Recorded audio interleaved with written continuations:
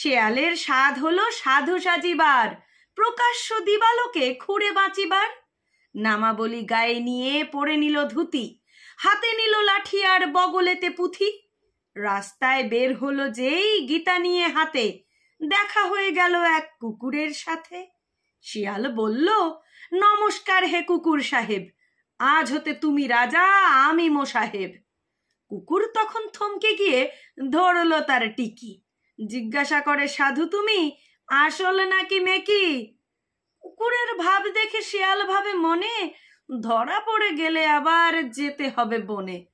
বুদ্ধি এঁটে শিয়াল বলে, আসি আসল কথায়, কাঁঠাল খাবো তুমি আমি রেখে পরের মাথায়।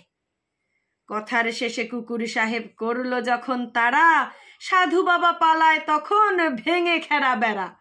বনে এসে সাধু বাবা মনে মনে কয়, সাধু হওয়া ভালো, সাধু সাজা নয়। সাধু হওয়া ভালো, সাধু সাজা নয়। নমস্কার।